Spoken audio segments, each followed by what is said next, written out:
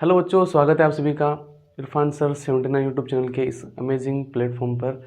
बच्चों, आज की क्लास आपने थंबनेल के अंदर देख ली होगा कि आज हम यहाँ पर जो चैप्टर नंबर 1 है कुछ प्रैक्टिस क्वेश्चन लेकर के आए है ना। तो आप सभी पेन और कॉपी लेकर के बैठ जाइएगा।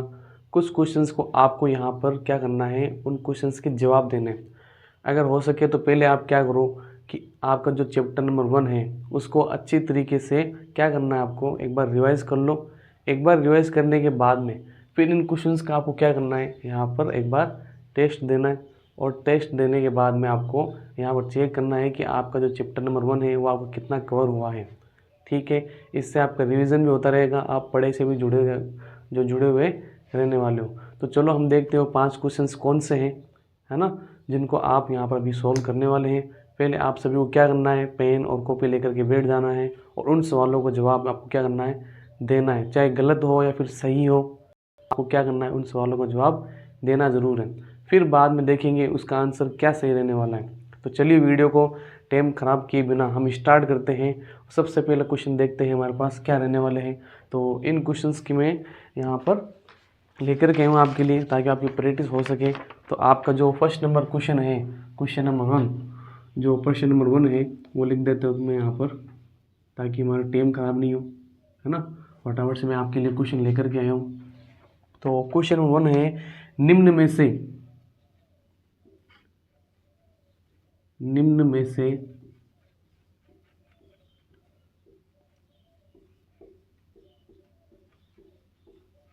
कौन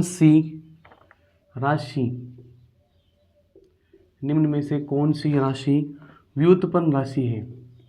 पहला सवाल तो आपके सामने यही है कि जो यहाँ पर आपको बताना है कि कौन सी राशि व्युत्पन्न राशि है। अब इसके अंदर 4 ऑप्शन आपके लिए दिए हुए हैं।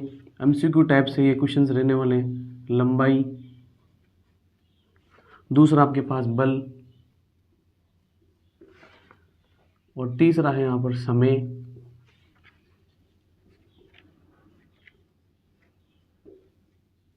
और चौथा आपके पास यहाँ पर हम ले लेते हैं यहाँ पर ताप। ठीक है, तो हम यहाँ पर चलो यहाँ ताप की जगह हम क्या कर लेते हैं, द्रव्यमान कर लेते हैं, द्रव्यमान। तो अब आपको यहाँ पर क्या करना है, इसका जवाब लिख देना है। समझ गए कि इसका जवाब क्या होने वाला है। लेकिन इससे पहले हमें यहाँ पर देखो बेटा समझना पड़ेगा कि निम्न में से कौन सी राशि व्युत्पन्न राशि है ना। तो यहाँ पर जो भौतिक राशियाँ हैं, है ना, उन भौतिक राशियों को बेटा हमने कितने प्रकारों में बांटा है। भौतिक राशियों को हमने यहाँ पर 3 प्रकारों में बांट के रखा है। मोस्ट ऑफ तो यहाँ पर 2 ध्यान रखते हैं, लेकिन 3 राशि कौन कौन सी देखो हमारे पास। एक तो है हमारे पास मूल राशियाँ, यह आपको ध्यान रखना है कि हमारे पास में यहाँ पर भौतिक राशि होती है, 3 प्रकार की राशि होती है। किसी भी भौतिक राशि को व्यक्त करने के लिए हमने क्या किया, यहाँ पर कुछ राशियाँ बनाई हैं। तो मूल राशियाँ, फिर है व्युत्पन्न राशि, और तीसरा हमारे पास में यहाँ पर है पूरक राशियाँ। तो 3 प्रकार हमारे भौतिक राशियों के आपके बुक के अंदर दिए गए। तो अभी अगर आपको याद नहीं है तो देखो इस प्रकार से याद हो गया। भौतिक राशि 3 प्रकार की होती है, मूल राशि, व्युत्पन्न राशि और पूरक राशि। ठीक है, तो पहला सवाल हमारे पास क्या है, निम्न में से कौन सी राशि व्युत्पन्न राशि है। अब इसने पूछा व्युत्पन्न राशि के बारे में, तो सबसे पहले देख लेते हैं मूल राशि में कौन कौन सी राशि आती है।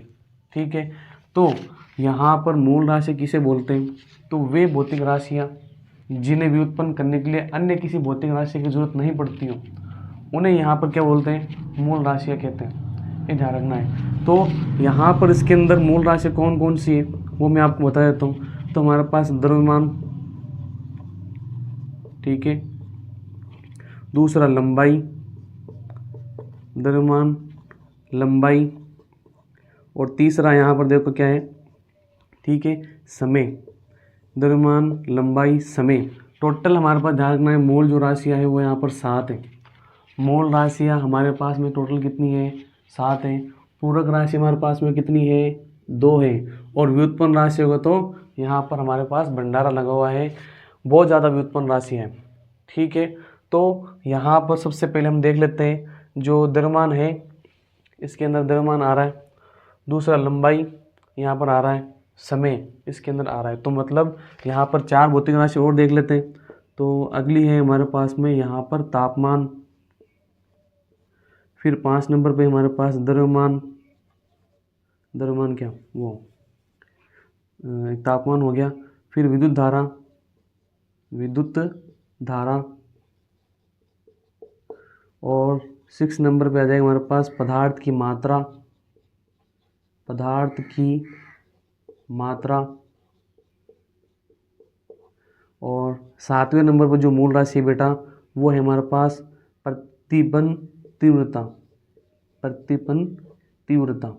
तो ये हमारे पास में जो 7 मूल राशियां हैं वो अब याद कर लेना आप सभी। हमारे पास 7 मूल राशि कौन कौन सी है? द्रव्यमान, लंबाई, समय, ताप, विद्युत धारा, पदार्थ की मात्रा, प्रतिबंध, तीव्रता। तो ये 7 मूल राशियां हैं।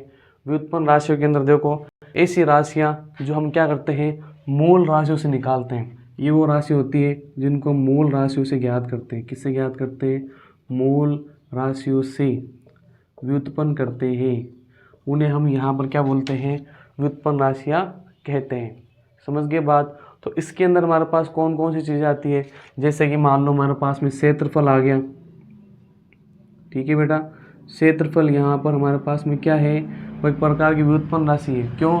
क्योंकि क्षेत्रफल में लंबाई इंटू चौड़ाई होता है, और लंबाई भी हमें यहाँ से लेनी पड़ेगी, इधर से अल मीटर के अंदर, और चौड़ाई भी हमें मीटर में ही लेनी पड़ती है, इसलिए मीटर स्क्वायर हमारे पास में आ जाता है। तो इस प्रकार से यहाँ पर इसके अंदर और कौन सी यहाँ पर व्युत्पन्न राशि आती है? तो देखो हमारे पास में यहाँ पर आयतन भी इसी के अंदर आता है,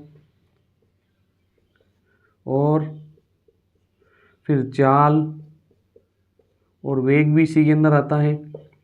इसके बाद में आता है हमारे पास त्वरण, जो त्वरण है वो भी इसी के अंदर आता है।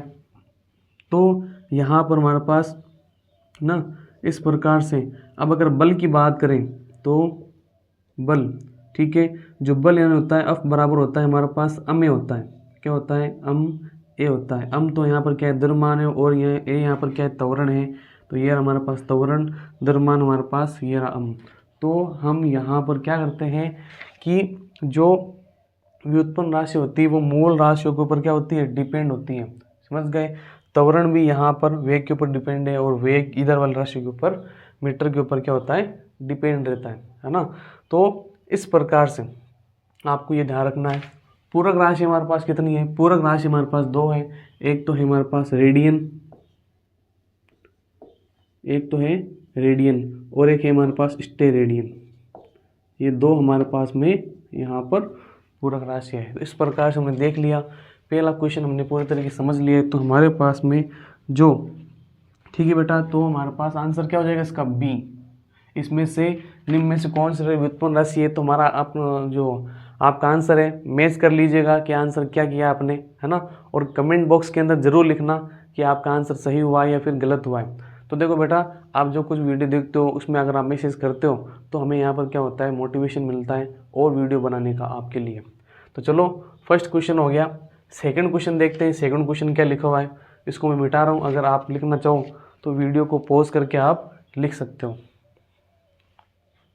अगलो चले,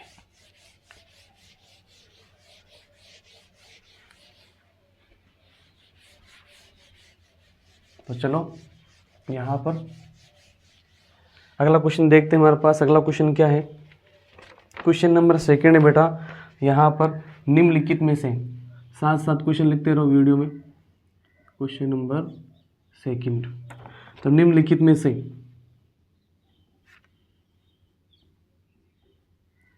निम्नलिखित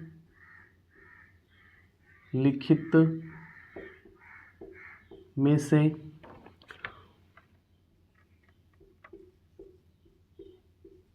कौन सी मात्रक पद्धति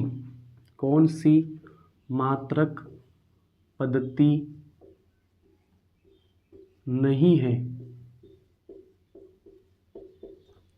ये आपको इसके अंदर क्या करनी है? बतानी है कि इनमें से कौन सी मात्रक पद्धति हमारे पास नहीं है, ये आपको इसके अंदर बताना है। तो चलो देखो निम्न में से कौन सी मात्रक पद्धति नहीं है, तो हम देख लेते हैं। यहाँ पर हमारे पास में ऑप्शन दिए हुए हैं 4। फर्स्ट हमारे पास में है CGS, दूसरा हमारे पास में यहाँ पर MKS,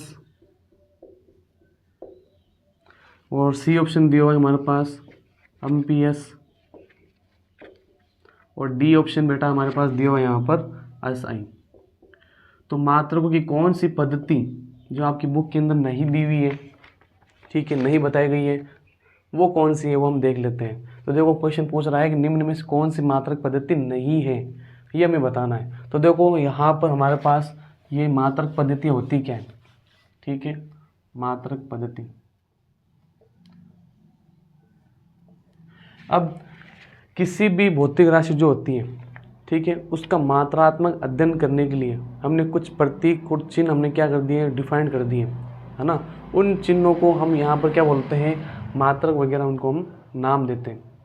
अब अलग अलग देशों के अंदर उन्होंने अपने अपने सोच विचार के अकॉर्डिंग, ठीक है, अपने हिसाब से उन चीज़ों को, किसी वस्तु को मापना शुरू किया। जैसे मान लो कि वज़न है, तो उन्होंने अपने हिसाब से वज़न को क्या किया, किसी ने किलोग्राम में मापा, और किसी ने ग्राम के अंदर मापा, किसी ने और पाउंड के अंदर मापा, ठीक है। इसी प्रकार से यहाँ पर हमारे पास में जो लंबाई है, किसी ने उसको सेंटीमीटर में मापा, किसी ने मीटर के अंदर मापा, है ना। तो अलग अलग देशों ने अपने जो रिसर्च कर रहे थे, तो उन्होंने अपने क्या किया, यहाँ पर अपने हिसाब से मात्रक पद्धतियाँ, किसी भी भौतिक राशि को मात्रक क्या देना है, अपने हिसाब से बना दिया। लेकिन हुआ क्या कि अलग अलग देशों को एक दूसरे के साथ मिल करके रहना है, मतलब एक दूसरे के साथ व्यापार करना है, तो एक दूसरे की बातों को समझना ज़रूरी था। तो यहाँ पर उन्होंने क्या किया, यहाँ पर एक यूनिवर्सल यूनिट होनी चाहिए ऐसी, है ना, मात्रक होनी चाहिए जो क्या है कि सभी देशों के लिए चले। तो इसके अकॉर्डिंग यहाँ पर मात्रक पद्धतियाँ बनती गई। तो हम कह सकते हैं यहाँ पर मोस्ट ऑफ आपकी जो मात्रक पद्धति है ना, वो आपकी बुक के अंदर कितनी दी हुई है, जो मात्रक पद्धति आपकी दी हुई है यहाँ पर टोटल 4 दी हुई है। अब सबसे पहले हमारे पास मात्रक पद्धति जो है, पहली है हमारे पास CGS, पहली मात्रक पद्धति CGS। दूसरी हमारे पास में है यहाँ पर MKS पद्धति, ठीक है। और तीसरी हमारे पास FPS, और तीसरी हमारे पास में है यहाँ पर SI पद्धति, ठीक है बेटा। तो अब यहाँ पर ये 4 पद्धति हमारे पास में है, एक CGS पद्धति है, MKS पद्धति है, FPS पद्धति और SI पद्धति है। तो अब हमारा आंसर तो यहाँ पर निकल गया होगा कि देखो CGS पद्धति इसमें आ रहा है, MKS पद्धति भी इसके अंदर आ रहा है, SI पद्धति इसके अंदर आ रहा है, लेकिन ये MPS पद्धति इसके अंदर नहीं आ रहा है। तो हमारा ये जो आंसर है वो यहाँ पर राइट रहने वाला है।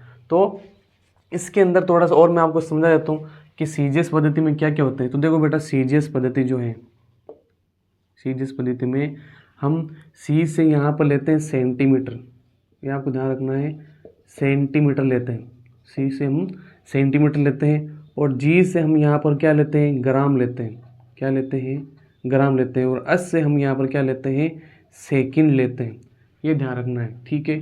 तो यहाँ पर सेंटीमीटर, ये ग्राम और ये सेकंड, ये इसके अंदर लिया जाता है। फिर MKS पद्धति में आप देख लो यहाँ पर,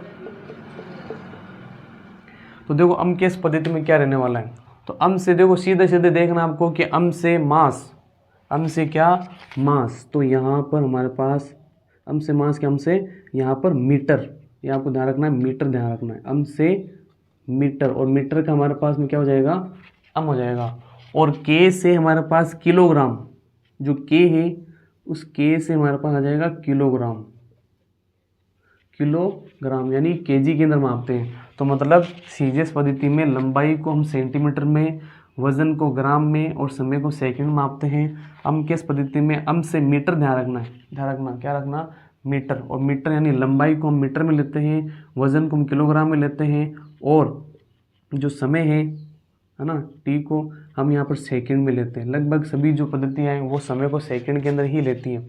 तीसरा हमारे पास FPS है, ठीक है, FPS पद्धति। तो FPS पद्धति के अंदर क्या है हमारे पास, फीट पाउंड सेकंड, है ना। तो हमारे पास F से फीट, P से पाउंड, ये फीट मतलब लंबाई को फीट में मापते हैं, और ये पाउंड, वजन को पाउंड में लेते हैं, और समय को सेकंड में लेते हैं। किस में लेते हैं? सेकंड में लेते हैं। अब बची हमारे पास में ये असहाय पद्धति, ठीक है। ये जो पद्धति है वो इंटरनेशनल लेवल पे है, ठीक है, इंटरनेशनल, ठीक है, स्टेट की मतलब सभी देशों ने मिलकर के क्या किए कि जितनी भौतिक राशियाँ हैं उनको एक पर्टिकुलर मात्रक वगैरह नाम दे दिया है कि हम जो भी भौतिक राशियाँ होगी उन भौतिक राशियों को हम क्या करेंगे, इस पद्धति के अंदर जो बताया गया उसके अकॉर्डिंग मानने की कोशिश करेंगे, ताकि जब हम किसी दूसरे देशों के साथ में या फिर दूसरे देशों की अगर बुक के अंदर ये अगर हम लिखें तो हमें समझने में आसानी रहे, कोई दिक्कत नहीं हो, माप तो आसानी में रहे। तो इसके अकॉर्डिंग असहाय पद्धति का ज़्यादातर यूज़ किया जाता है ना। तो ये सभी आपको इसके अंदर ध्यान रखना है। तो हमारा आंसर इसके अंदर क्या हो जाएगा बेटा? यहाँ पर आंसर हो जाएगा सी। तो अभी तक आपको क्वेश्चन नंबर 2 हो गए, समझ में आया होगा। निम्नलिखित में कौन सी मात्रक पद्धतियाँ नहीं है? तो अम्पीएस नहीं है, और मात्रक पद्धतियों के आपने ये प्रकार देख भी लिए। तो चलिए, यहाँ तक आपने मेरे साथ बनाए रखा। अगला क्वेश्चन और देखते हैं, अगला क्वेश्चन क्या होने वाला है। ठीक है बेटा, इसको भी लिख लीजिएगा, है ना, आपके याद करने में आसानी रहेगी, रिवीजन हो जाएगा आपका। चलो,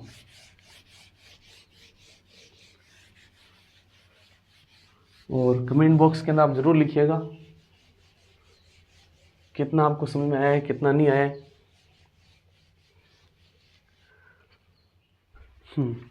अगला क्वेश्चन देखो बेटा, यहाँ पर अगला क्वेश्चन आपको बताना है। यहाँ पर क्वेश्चन नंबर 3, प्रश्न नंबर 3 है बेटा आपके।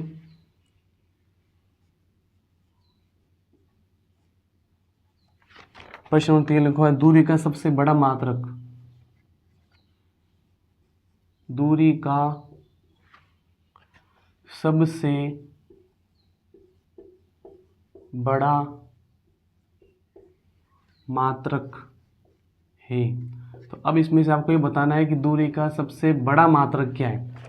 तो आपको 4 ऑप्शन दे रहा हूं मैं।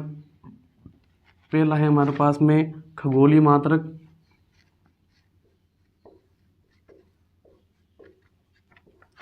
खगोलीय मात्रक। दूसरा बी है हमारे पास में यहाँ पर प्रकाश वर्ष, प्रकाश वर्ष। सी है हमारे पास में पारसेक, और डी हमारे पास में है यहाँ पर बी व सी दोनों।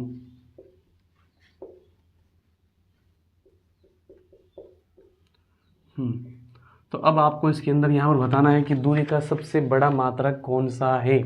तो अब दूरी से रिलेटेड हमें देखना पड़ेगा कि जो भी दूरी को मापते हैं वो कौन कौन से मात्रक हैं, वो हमें यहाँ पर देखने होंगे। तो देखो बेटा, सबसे पहले हमारे पास में यहाँ पर 4 ऑप्शन दिए हुए हैं, दूरी का सबसे बड़ा मात्रक पूछा है ना।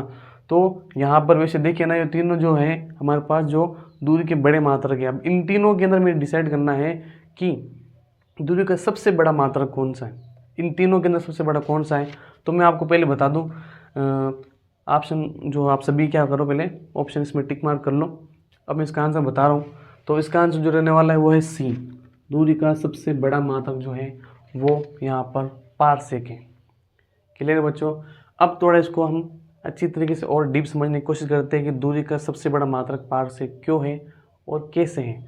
तो देखो बेटा, यहाँ पर हमारे पास में सबसे पहले हम देख लेते हैं जो दूरी है, दूरी के मात्रक कौन कौन से।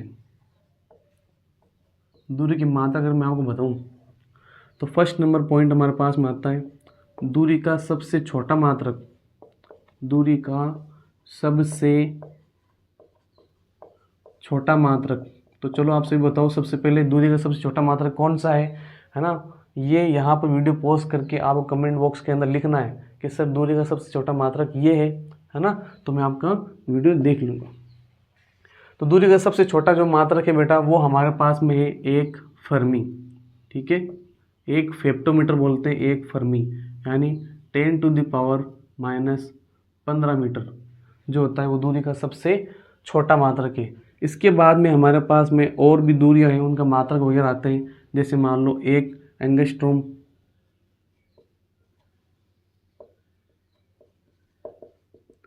एक एंगस्ट्रोम यानी एंगस्ट्रोम जो है वो 10⁻⁻10 मीटर होता है।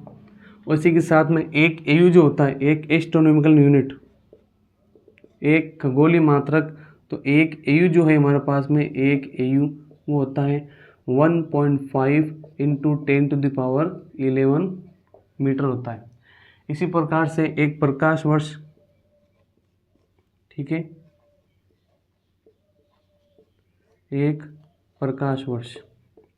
अब एक प्रकाश वर्ष के अंदर यहाँ पर देखो जो प्रकाश की चाल होती है, प्रकाश की चाल, ठीक है, एक प्रकाश किसे बोलते हैं कि यहाँ पर प्रकाश की किरण द्वारा, प्रकाश की किरण द्वारा एक वर्ष में तय की गई जो दूरी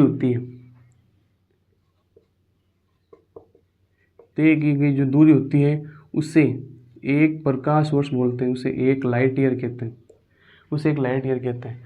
तो एक लाइट ईयर किसके बराबर होता है? देखो एक लाइट ईयर जो होता है वो, देखो हमारे पास में यहाँ पर 3 × 10⁸ मीटर पर सेकंड, मतलब एक सेकंड के अंदर जो प्रकाश होता है वो इतने मीटर चलता है। अगर एक सेकंड में इतने चल रहा है तो यहाँ पर अगर इसको 60 से गुणा कर दें तो एक मिनट में कितना चलेगा, और अगर एक मिनट को हम यहाँ पर फिर 60 से गुणा कर दें तो एक घंटे में कितना चलेगा, ठीक है, और फिर घंटे को हम 24 से गुणा कर दें तो ये आ जाएगा पूरे दिन का, कि पूरे दिन में कितने दूरी तय करेंगे। और अगर पूरे दिन को हम 365 से गुणा कर दें तो हमारे पास ये वैल्यू आ जाएगी इस प्रकार से। तो इसका मतलब ये हुआ कि अगर हम इसको सोल्व करेंगे, ठीक है, तो हमारे पास हम जो वैल्यू आएगी वो आएगी लगभग 0. हमारे पास में 9.46 × 10⁻15, ठीक है। और अगर मान लो इस 9 को मैं पीछे ले लूँ, है ना, तो 0.946 × 10⁻16 होता है।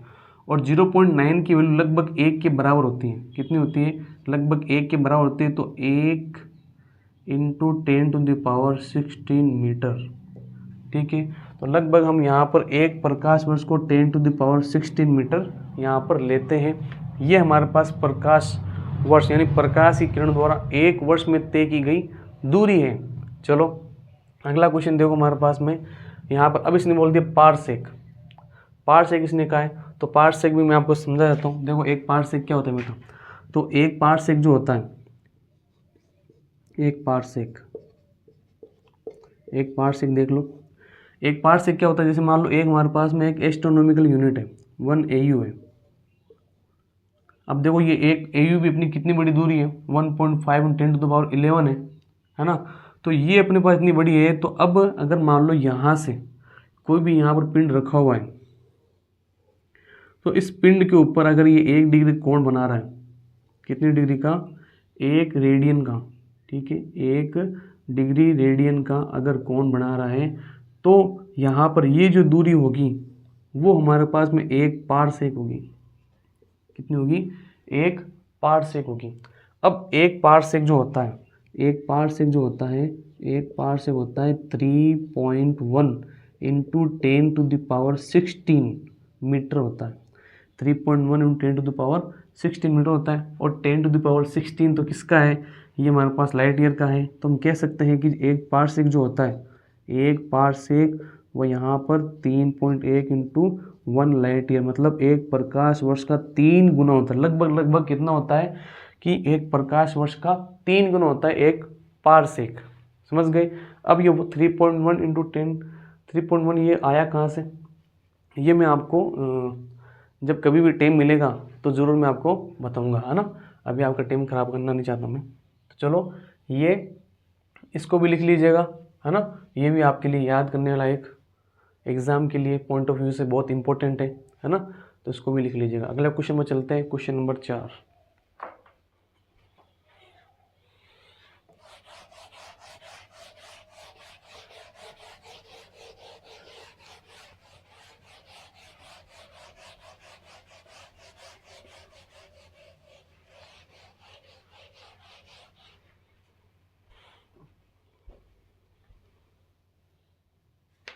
23 मिनट की मन की भाई। Question number 4। तो देखो बेटा क्वेश्चन नंबर 4 क्या है हमारे पास में, है ना। आपको क्या करना है, सार्थक अंक बताने हैं। ये बहुत ही अच्छा क्वेश्चन है, सार्थक अंक। तो सार्थक अंक बताइए।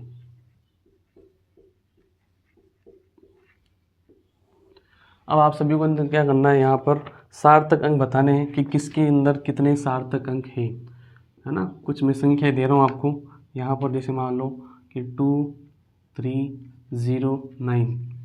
दूसरी हमारे पास में है यहाँ पर 0098। फिर तीसरे के अंदर हमारे पास में है यहाँ पर कौन सी था, 2300।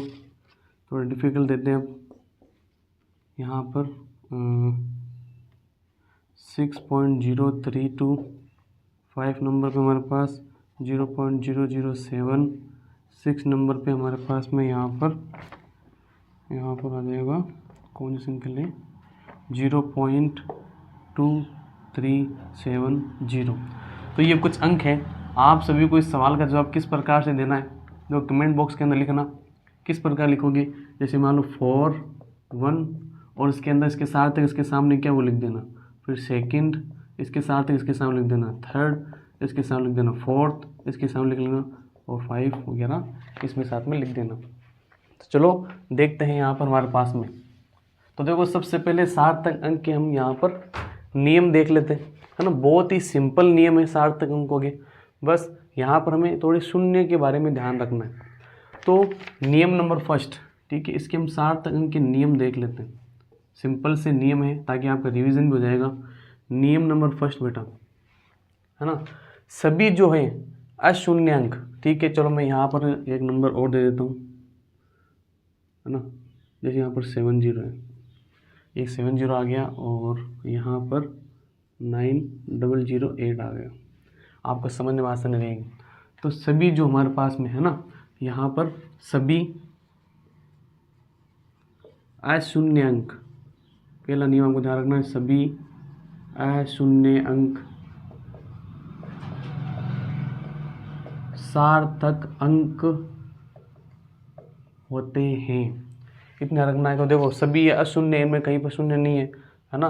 तो पहली बात तो ध्यान रखना, सभी अशून्य अंक क्या होते हैं, सार्थक अंक होते हैं। तो इसके अंदर सार्थक अंक कितने हैं, 4 हैं। कितने बेटा, 4 हैं। अगला बात यहाँ पर पॉइंट नंबर सेकंड, और यहाँ पर अशून्य, नियम नंबर 2 देख लो, अशून्य अंक के मध्य आने वाले शून्य सार्थक अंक होते हैं। सार्थक अंक होते हैं, मतलब सभी अशून्य अंकों के बीच में जो आने वाले अंक है वो भी जो शून्य है वो सार्थक अंक होंगे। मतलब यहाँ पर कितने सार्थक हो गए, यहाँ पर सार्थक अंक हो गए। अगला यहाँ पर हमारे पास पॉइंट नंबर 3। अब क्या ध्यान रखना है कि यहाँ पर अशून्य अंक के बाद में, पॉइंट नंबर 3, अशून्य अंक के, ठीक है, अशून्य अंक के बाद आने वाले शून्य सार्थक नहीं है, सार्थक नहीं है, ये ध्यान रखना है। अब किस प्रकार से, देखो ये हमारे पास में अशून्य अंक है, इसके बाद में 2 शून्य आ रहे हैं, तो ये सार्थक नहीं है। क्योंकि देखो बेटा यहाँ पर 23 को हम लिख सकते हैं 23 इंटू यहाँ पर 10 टू द पावर यहाँ पर 2, और यहाँ पर घातों को हम यहाँ पर नोट नहीं करते हैं। इतनी सी बात आपको ध्यान रखनी है। तो यहाँ पर सार्थक अंकों की संख्या कितनी हो जाएगी, 2 हो जाएगी। क्लियर है सभी के लिए, है ना। तो अब यहाँ पर अगला नियम, नियम नंबर 4, है ना। तो नियम नंबर 4 हमारे पास में क्या है, तो चलो यहाँ पर हम ले लेते हैं एक नियम नंबर 4 के लिए, इसको मैं मान लेता हूँ 6 2, है ना, यहाँ पर 0 0, ये समझाएगा आपको। अब देखो हमारे पास में यहाँ पर पॉइंट आ गया 6 2, है ना, .00। तो इसके लिए हमारे पास में अब ये जो शून्य है वो गिने जाएंगे। तो हमारे पास यहाँ पर 4 सार्थक अंक हो गए। कितने सार्थक अंक हुए? 4 सार्थक अंक हुए। तो यहाँ पर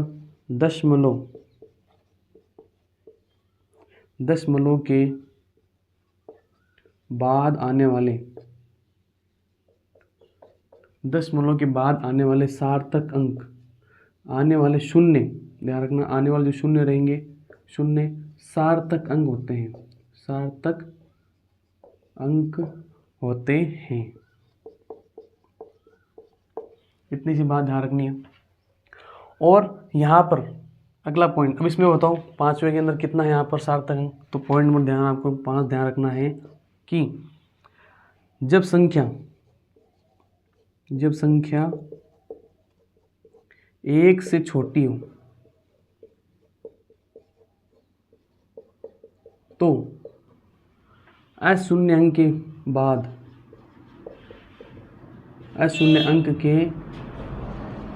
बाद आने वाले अंक,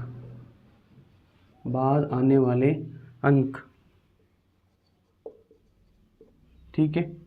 तो अशून्य अंक के बाद आने वाले अंक या फिर अशून्य अंक जो है, यही से ध्यान रखना, अशून्य अंक, ठीक है, से, अशून्य अंक से वह उसके बाद के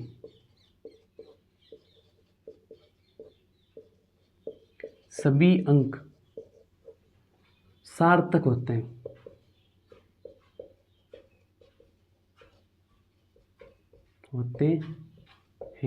मतलब यहाँ पर 7 के बाद में 0, 3, 4, 5 कुछ में आ जाएगा, उसका सार्थक अंक कहलाएगा। यहाँ पर सार्थक अंक 4 हो गए। यहाँ पर अभी तो 1 ही है। 7 के बाद में 0 होता तो यहाँ पर वीडियो थोड़ी पॉज हो गई थी तो इसमें नहीं दिख पाया। तो देख सकते हो, जब संख्या 1 से छोटी हो तो अशून्य अंक व उसके बाद के सभी अंक सार्थक अंक होंगे, है ना। तो संख्या 1 से छोटी है तो अशून्य अंक ये आ गया, उसके बाद वाले सारे अंक क्या होंगे? सार्थक अंक होने वाले। तो ये 1 और 4 हमारे पास में इस प्रकार से आ गया। अगला क्वेश्चन देखो बेटा, क्वेश्चन नंबर 5। इसको मिटा रहा हूँ बेटा, लास्ट क्वेश्चन की प्रैक्टिस कर लेते हैं। तो हमारे पास में क्वेश्चन नंबर 5 बेटा, निम्न में से कार्य की विमा क्या है ना, ये बताना आपको फटाफट से। क्वेश्चन नंबर 5,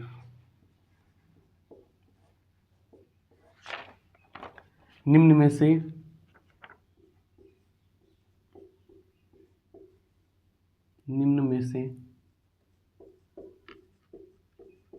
कार्य की विमा क्या है, ये आप सभी को बताना है। तो first A number m0 L1 t-1, b m1 L1 t-2, और सी हमारे पास में है यहाँ पर m0 L3 और t0, और डी हमारे पास में है यहाँ पर m1 L2 और t-2। तो ये हमारे पास में इसके अंदर आ गया। तो देखो बेटा, निम्न में से कार्य की विमा आपको बतानी है। तो विमा वाला टॉपिक जो है उसको हम समझ लेते हैं कि विमा कैसे बनाते हैं। तो सिंपल से मेथड है विमा वाले टॉपिक के अंदर कि विमा किस प्रकार से बनाई जाती है, वो हम देख लेते हैं। तो देखो बेटा, यहाँ पर विमा किस प्रकार से बनती है। जैसे मान लो हमारे पास कोई भौतिक राशि है, कोई भी भौतिक राशि है, भौतिक राशि की यहाँ पर हमारे पास मात्रक होते हैं। जैसे मान लो हमारे पास यहाँ पर जो मात्रक रहेंगे, ठीक है, उसका मात्रक क्या हो सकता है, उसका मात्रक जो है यहाँ पर भौतिक, जैसे मान लो कि हमारे पास द्रव्यमान है, ठीक है, और उसकी जो हमारे पास लंबाई है, और फिर हमारे पास क्या है, समय है। ये 3 मोस्ट आपको ध्यान रखना है। द्रव्यमान को हम यहाँ पर इसके अंदर एल और टी, ये ध्यान रखना, एल और टी, ठीक है। तो ये 3 हमारे पास मोस्ट आपको ध्यान रखना है। अब अगर मान लो मैं यहाँ पर क्षेत्रफल की बात करूँ, क्षेत्रफल की, तो क्षेत्रफल मेरे पास में क्या होता है, लंबाई इंटू चौड़ाई होता है, लंबाई इंटू चौड़ाई होता है। और यहाँ पर लंबाई को भी मीटर के अंदर लेते हैं, चौड़ाई को भी हम मीटर के अंदर लेते हैं, और मीटर भी यहाँ पर लंबाई के अंदर आता है, चौड़ाई भी लंबाई के अंदर आता है। तो यहाँ पर अल इंटू अल हो जाएगा, और अल की पावर कितनी होगी, 2।